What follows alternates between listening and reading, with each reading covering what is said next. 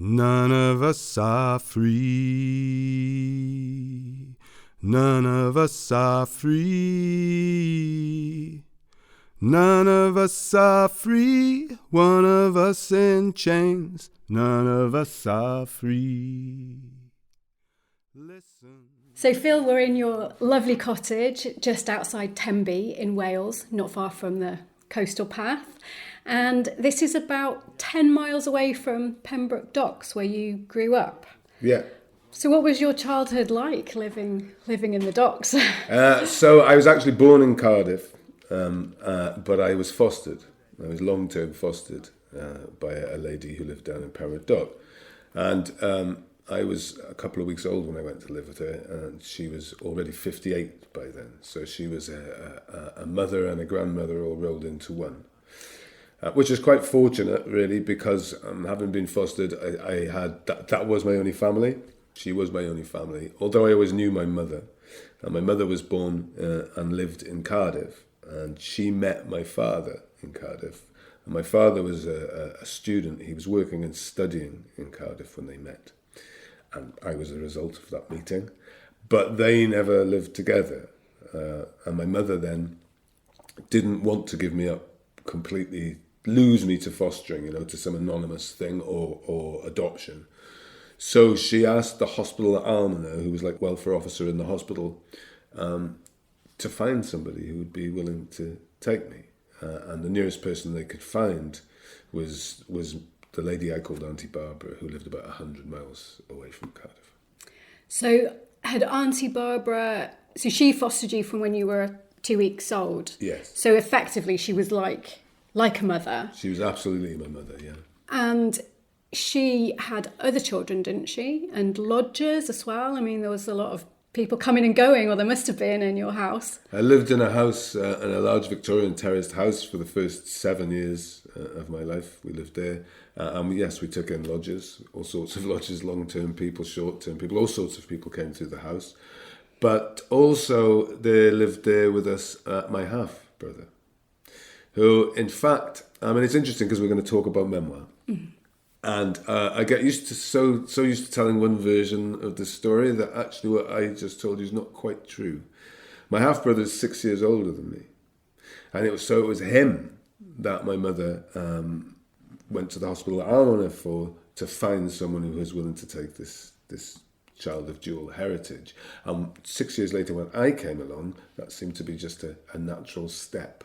Right. So was your brother with... did he have a different father from you? Yeah, so you shared your mother. Share our mother, yeah. And you mentioned that you're dual heritage. So your mum was Welsh from Cardiff. And then can you tell me a bit more about the background for your father? Yeah, my father is an Igbo from southeast Nigeria. And I met him when I was in my 40s. But for the first time, so I only met him once, really, and then very briefly in a hospital bed just before he died. He was an Igbo chief. When I went back to Nigeria, the central part of that first and only visit, actually, was back to our ancestral village. And so I'd always kind of wondered what a chief was like. And I think as I was growing up, well, I know actually as I was growing up, sometimes I would meet racism and prejudice. And one of my comebacks was my dad's a chief. Now, whether I actually knew he was or not, I don't know, but it turned out he was. A chief, though, turns out to be, I guess, a little like a local councillor or not quite so glamorous as it sounded. Or the head of a really large extended family, maybe 70 or 80 people, maybe even more than that. And the village is 7 villages. So there are 7 chiefs and then there is a king. So you're quite close to the king. But just going back to your childhood. So you were saying that you're dual heritage. I imagine that Pembrokeshire was quite white at the time. Like what sort of time period are we talking about? So we're talking the 1960s. Through to the 1970s. I was born in 1962. So yes, it was an incredibly white world And did you know or meet anyone when you were a child, living with Auntie Barbara? Did you meet anyone who was dual heritage or British Black or anything like that? Any other diversity? No, apart from my brother, whose father was from Ghana, I believe. Nobody else. There was a family, the father was a dentist. I think they might have been from the West Indies, but it wasn't, nobody came up to greet you, nobody introduced themselves. I wasn't introduced, it just wasn't a thing that happened. So did you face quite a lot of bullying and racism when you were a child? Yeah, early on, I would have thought of it more as prejudice, I guess, and ignorance. Mm-hmm. But by the time I started secondary school, that definitely turned into racism, into people actively being racist. And it was very, very confusing because I had no idea what was going on. No, I mean, for all intents and purposes, you were a Welsh child who'd been brought up in Wales your whole life. I was used to the questions of, because I look different. Mm. So I was used to those questions, and I was used to people touching my hair and pinching my cheek and all that kind of thing. But for people to sort of actively dislike you. For no reason. For no reason at all, yeah. Which was much more unusual. I think, as a young child, children would be curious and sometimes they could be unkind, but within a few minutes, children will find something, they'll be playing together and it's gone. Whereas I got to secondary school and, people I'd never met, didn't know, walking down the school corridor were just calling me. Yeah. That sounds horrible. I had a similar experience growing up in Yorkshire. It's very different from a childhood where people, like you say, people are a bit curious and have some odd questions. But then, secondary school, that was, horrendous. Like, people didn't want to touch me in case the colour rubbed off. Oh, it's awful. It's absolutely awful. And did you have any support around that? No, because like you, I didn't know anyone who wasn't white. And people would refer to me as a Paki, even though, some people would then say, oh, but she's not a Paki, and they'd say, oh, but she is, but she's just not like the others, that kind of. Yes, yeah, such a good story, actually. Yes. Yes. Trying to help, but not helping. So when, at the time, what did you know of your story, your background? I think I always knew about my father. I always knew my mother. I would see my mother perhaps once a year. So by the time I'm 4, I can remember my mother. And I knew about my father. And then by the time I was 8, possibly 9, I knew that he had another family. And I knew that some of those children were older than me. So even I was able to work out that when he'd come to this country, he was already married. So he'd met my mother, and so they'd had an affair. There were no secrets in that way, or not the obvious ones anyway. So I always knew, and Auntie Barbara did her best, which was pretty good. But it was she was born in 1904. She was basically an Edwardian woman. And she just didn't have the skills to help me face any of those things. Though I always had this kind of deep-seated sense of pride. And so she must have instilled that in me and enabled that. When you say understand and face those things, do you mean the racism, the prejudice, the bullying, and or also trying to come to terms with your family background?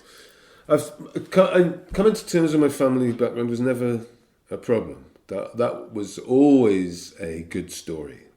It was always, spun as a good story, and it always has been, and that's not changed for me.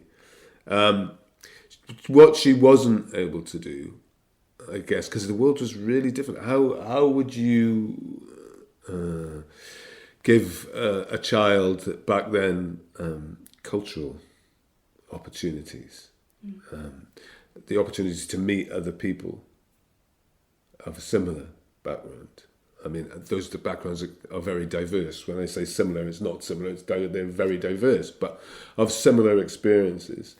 And then also when it came to the racism, by the time that was happening, she was nearly 70, and I was wild and very angry and didn't know why. So I don't think she had the strength or the skill or the knowledge to be able to help me with that. Although subsequently it would be clear to me that she did understand what was happening, which I don't know that I'd known before, because it was happening to me mostly in school, and then I was refusing to go.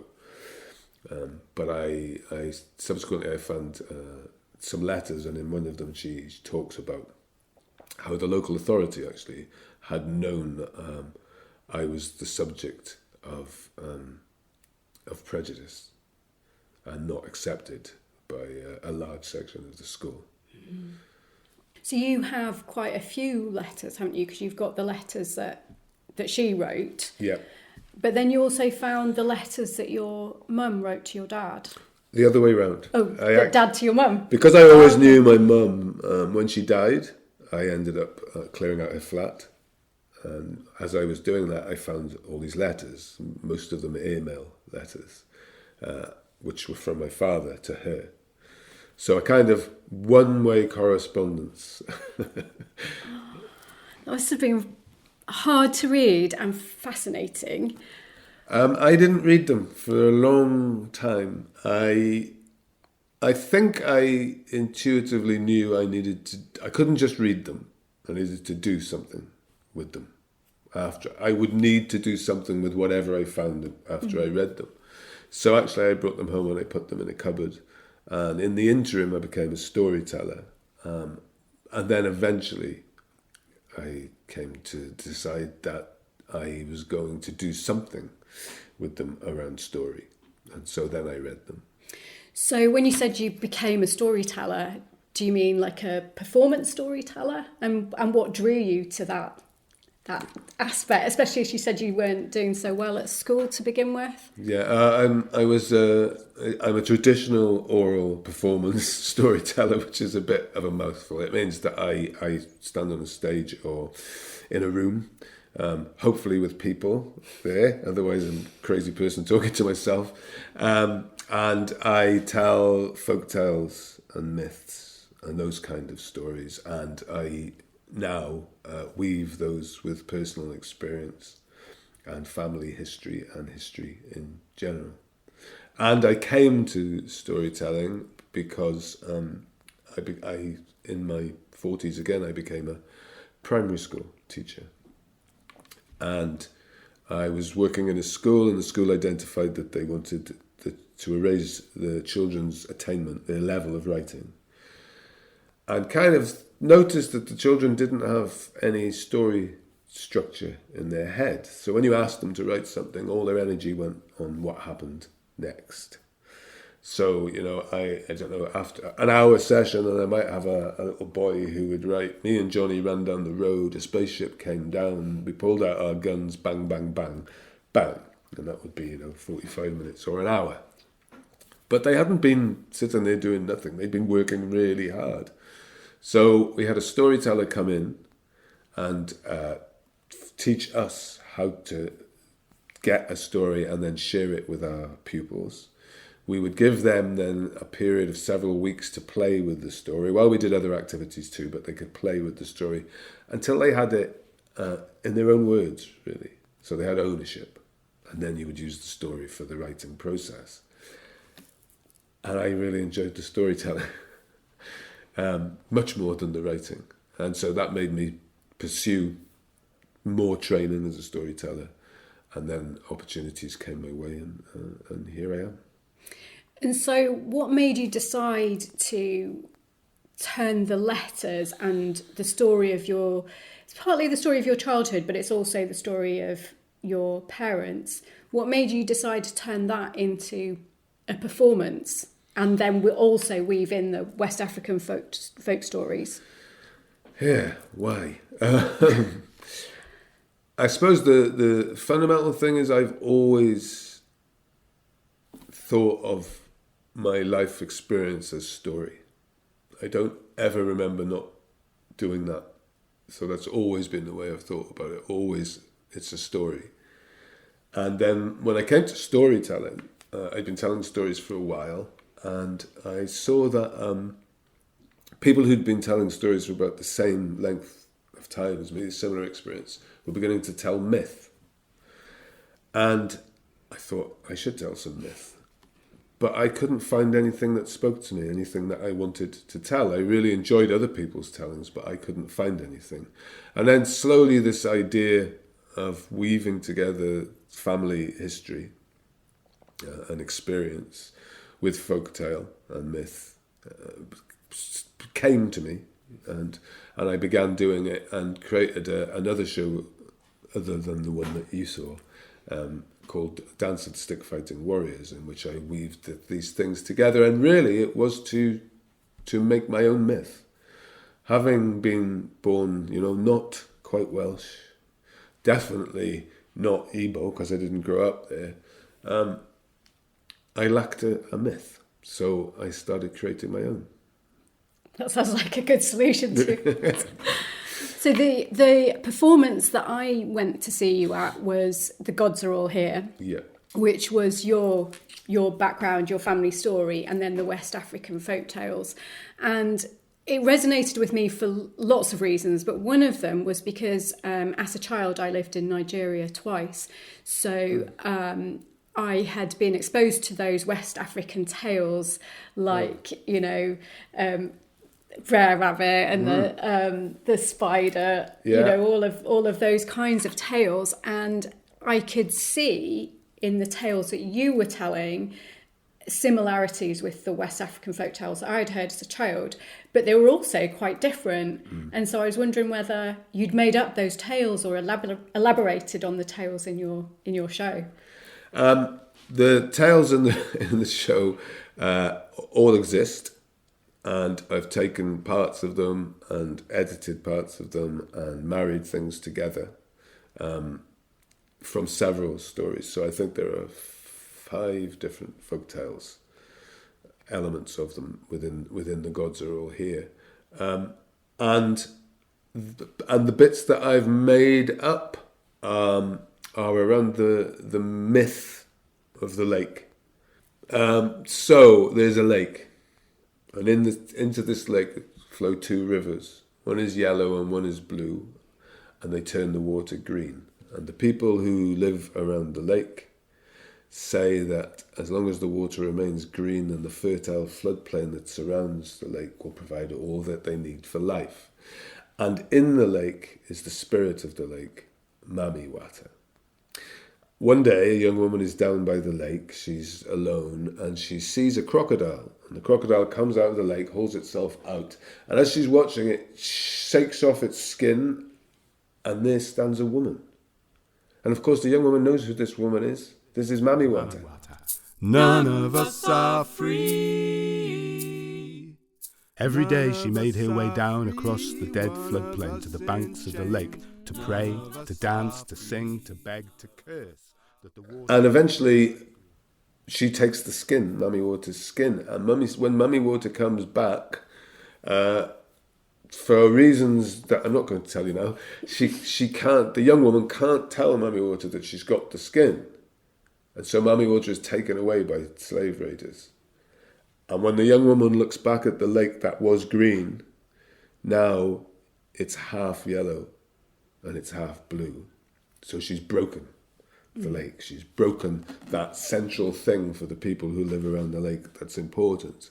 And the rest of the story unfolds through folktale, this part of the story through folktale and myth of trying to heal the lake and put it back together.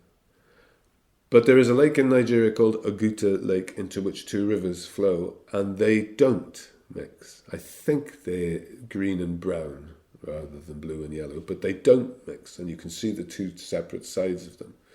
And so when I found that, I started looking for the myth behind that, and I just found a tiny sliver which is that the local people say that the rivers are deities. They were once married and have argued, which is why there's this split.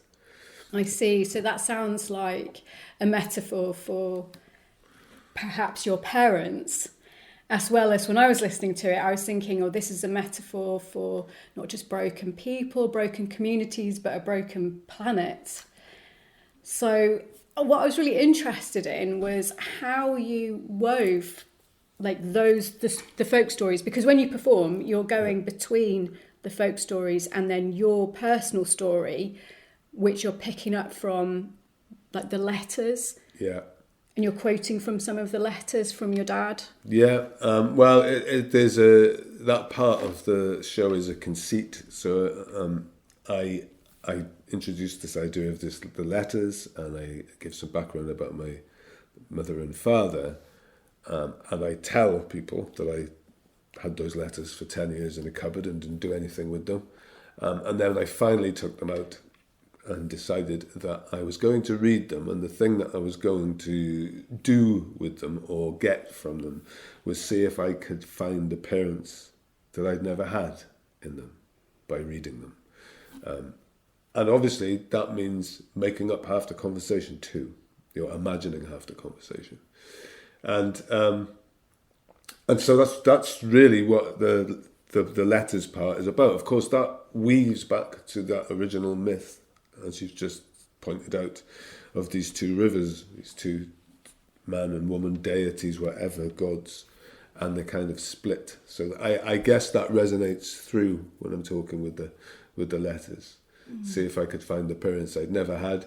And one of the ways that I tried to do that is somewhere I once heard that all small children see their parents as gods. They have this moment when they kind of recognise these.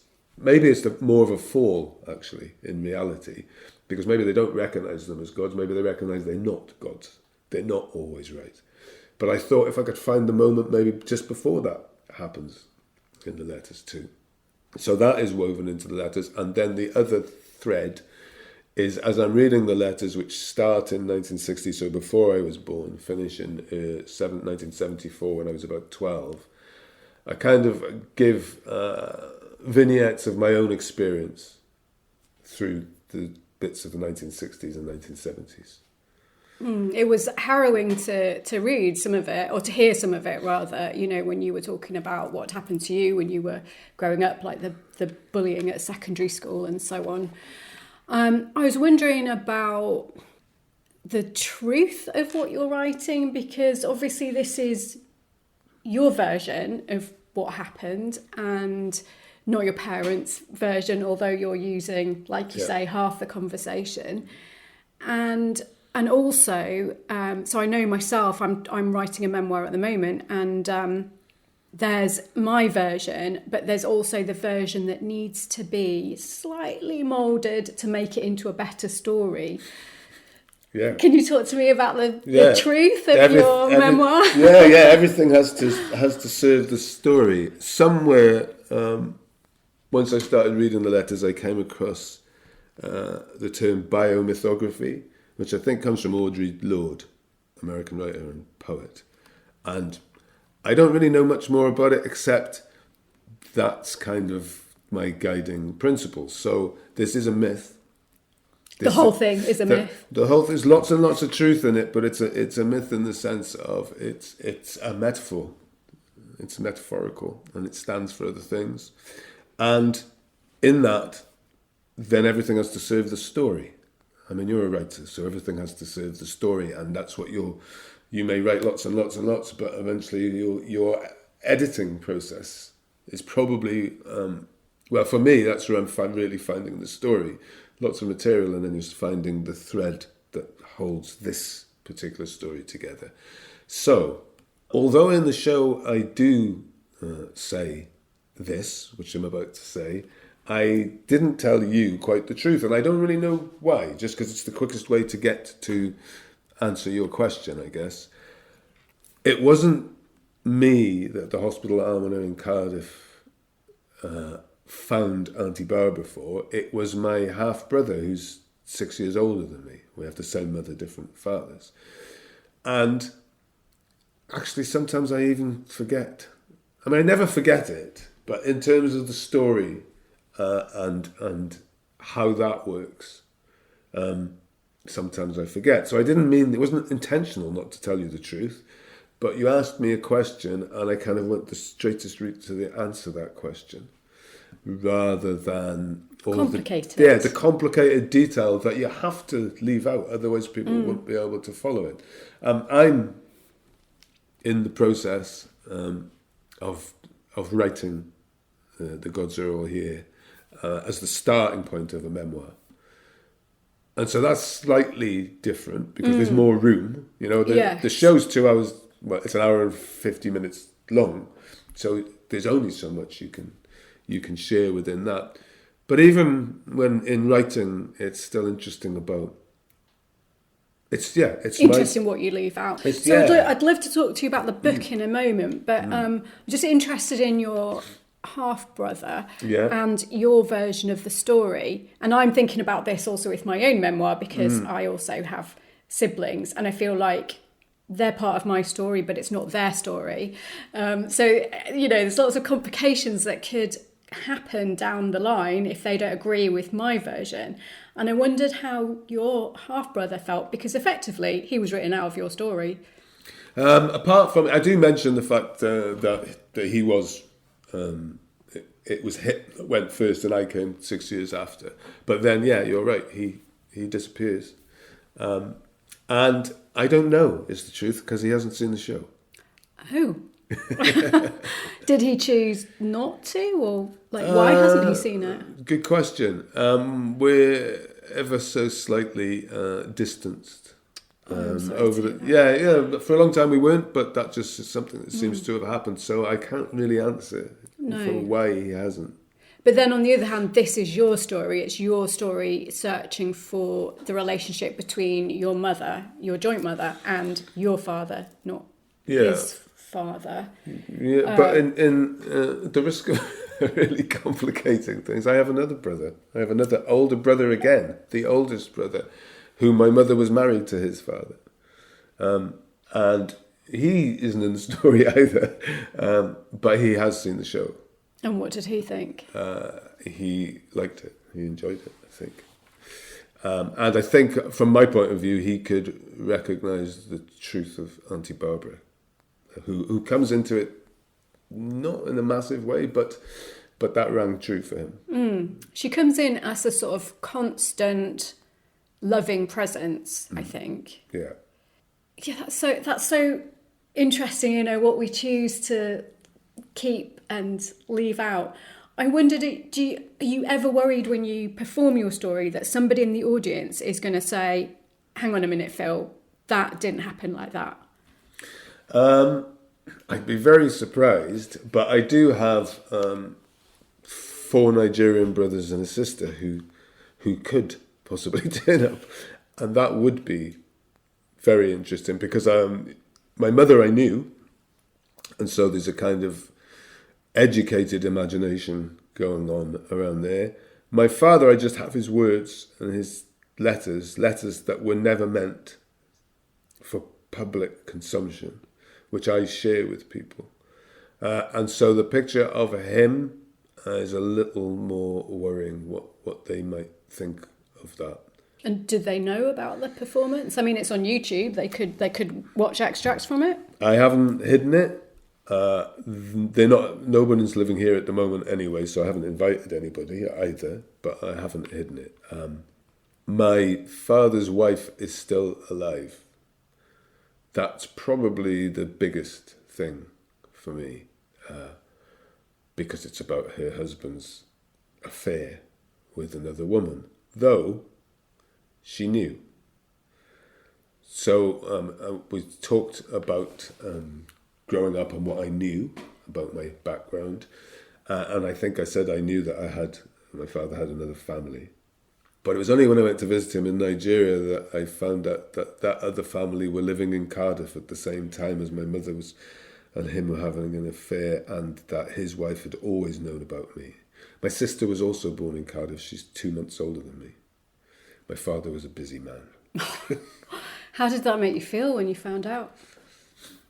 I was shocked in a way of, bearing in mind I'm well into my 40s now, and I felt like a little child. I felt like, I don't know if you've had this experience when your children come and ask you where babies come from, and the first time you're answering this question and your mind explodes and you're thinking of all these things, and then almost by the time you've got something to say to them, they've wandered off. It's gone. Yeah. And it's like, but what that relates to is asking the right question. So if I felt like I'd never asked the right question. My father told me that when I was in Nigeria, and I came back to see my mother and tell her about the trip, and said to her, they were living here. You never said anything, and she just said, "Oh yes, they were living here." I think I gave them some sheets or something at some point because they had nothing. Yeah. Wow. That's tough to find out like that. And also, as a child, you don't know what questions to ask. You don't know what the parameters are, all the unknown unknowns. True, that's very true. But, certainly by the time I understood that, I knew that was story. I knew that was good story. It's not something that affects me directly. It doesn't change how I look at the past. It doesn't change the truth of the story. And actually, maybe that's part of that thing with memoir and with what I'm doing as a storyteller. It's a story. I'm not claiming it changes the past. I'm not claiming I am somebody different to the person I am because of that story either. I hope what happens with the story is that it resonates with people and brings their own stories to the fore for them. I was wondering about your process, because earlier you said that you didn't really like writing and that you'd come to the storytelling process through teaching the primary school children, and that you like that kind of the oral storytelling. So when you were creating, or when you are creating your shows, do you write them down first, or how does it work? No, I collect stories. I may have some stories, folktales and bits of myth that I feel will fit this, and certainly I will have some experience, some historical, personal or family or broader public experience that I kind of want to weave into this. And there's usually song as well. That's something that I didn't expect to happen, but it sort of turned up. Oh yes, you've got a very good voice, quite singing early voice. On, thank you very much. Early on, and then it's kind of just intuitively putting those things together. So for the Gods of All here, it was very specific. The previous show I talked about was a longer period of gestation, really. There was a folktale that I knew I wanted to tell, but had no idea how to tell. And then there was a sudden circumstance where the experience of going back to Nigeria for my father's funeral, and those two things just sort of fused and happened. And then it took a long time later on. I heard a song, and that reminded me of another bit of family history, and that kind of that made one whole show. But that was a much slower, organic process. The Gods Are All Here, I took the letters out and decided I wanted to do something with them. And it was right at the beginning of COVID, and Welsh Arts Council were awarding something called subsidisation grants to keep people going. And so the bar was lower than normal. And somebody said that phrase to me, and I thought, well, I'll go for that. So I talked about the letters, and I got the money. Then I really didn't know what I was going to do. So the initial part of it was I did a lot of free writing. I don't like writing, but a lot of free writing, which usually was a lot of scribble with lots of swear words and but just doing that, keeping the pen on the paper and doing that, and just little things began to emerge. So the theme of racism and my own experience began to emerge. And of course I was reading the letters at the same time. And I was always reading for stories. And so I had this collection of things, and the grant allowed me to work with another storyteller. Actually, the same storyteller who'd come into the school originally. So kind of, my mentor. I don't think he wants to be called that, but his name's Michael Harvey. He's a fantastic storyteller and my mentor. You'll have to live with it. And we worked online. So I would shape something, weave it together, do it, and then he would work as a dramaturg, which is an awful word. I don't really know what it means. But he would ask questions. He would provoke. He would ask why something happened, or he didn't understand something, and to cause me to reshape and edit the material. And slowly we built the show that way. That's how it was built. Although it's still evolving all the time. I think you said to me earlier before we were having the interview, but your own experience, you're still coming to terms with it. It's still an ongoing experience. And one of the things that I discover all the time, actually, every time I do the show, is I'm still doing that.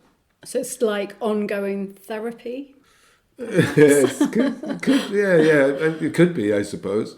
It's just that it's not resolved, I guess. Even though I do the show, night after night, I'm never quite sure. It's always different with a different audience anyway. Yes. But my relationship to my parents is always open. It's always changing. Yeah, well, that's interesting. That's a bit of a shame for me. I thought you were going to give me all the answers. This is how you resolve it. So if you don't write it down, does it have a shape in your mind? I use, and particularly for the God's Oil Year, I got myself a very thick kind of moleskine notebook, and I use lots of little notes of things, but then to join everything up, story maps. Oh, can you explain what that is? is? Yeah, this is a well, every primary school child will know that, and the secondary school ones who might admit it that they did it in primary school. So it's a way to gather a story. One of the first ways I learned to gather a folk tale to tell. So you want to forget about the words and the text. You don't want, it's not a script, and it's not an act of recall. You are breathing life back into this story. So one of the ways that you can do that is to draw the story as a story map. And that it can be, it can look like a river or a road, but it can also just look like a mind map, whatever works for you, because you're the only person who has to read this map. But the kind of rules are, not rules, but is to draw as much as possible and to write as little as possible. So obviously if you've got a recurring phrase, you may want that, but you draw. So you have these images, and then when you tell, it's the images that you're using to paint pictures. Oh, that's so interesting. I'd love to have a go at doing that. It's very different from my process. But I used to be a wildlife presenter, and I had some coaching. And one of the things that my coach said to me was, it's about the emotion. So when you're looking at a script, instead of just like memorizing the script, you are holding a picture in your head of what it is you're talking about, and you're connecting with the emotion of that. Yeah. So it's it sounds very similar. It's still a way of getting away from a text, but I guess if you're a presenter, you're working with other people, and you basically do have to say the same words. Yes, each time. yes. Yeah. Whereas a storyteller, you're can free. change. You don't need to say the same words. So you mentioned that you were turning this into a book. That was going to be one of my questions. Like, are there some other people who have been performance storytellers or poets? They have often performed their work and put it out in other ways. Like, for instance, Lem Sisse, beautiful poetry, but he's also told his story, performances, TEDx, his book. Yeah, so I was just wondering, is the book the first of different ways of telling your story, or this is what you're focusing on now? And not focusing on it now. I was very fortunate also back in the first year of COVID to become a participant of a Literature Wales programme called Representing Wales.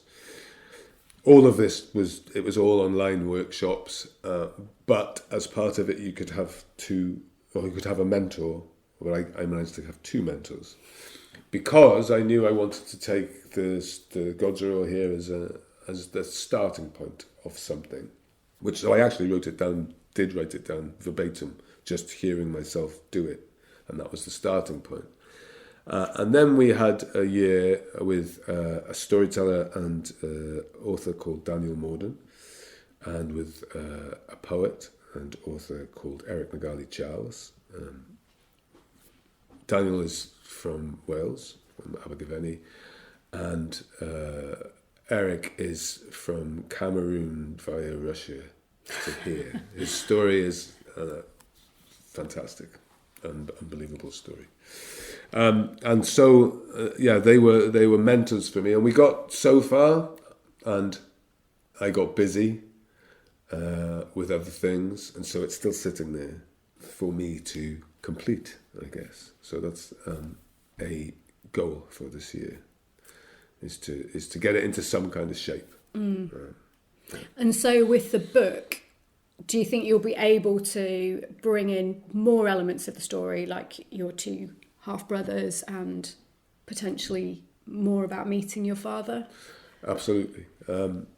I think, it's very thin, just as the show, and of course there are conceits in it. So I think, I sort of alluded to it without alluding to it, that this idea of seeing my parents as gods in a show on a stage, it's okay. I think, an audience will buy into it and they'll go with it. But if you're reading a book and you can put that book down and the premise is, we're my parents' gods, Daniel Morden actually, when he read that bit, said to me, well, the answer is no. So what are you going to do? So, so there are lots of opportunities to bring other things in and to broaden that story and my own understanding of that story. My father and Auntie Barbara, actually. Oh, well, thank you so much, and I can't wait to read the book and see the latest show when it's finished. Yeah, thank you very much. Thank you, Sanjida. It's been absolutely wonderful. None of us are free, one of us in chains. None of us are free. None of us are free. No, no, no, no. No, no, no. No, no, no, no. No, no, no. No, no, no, no.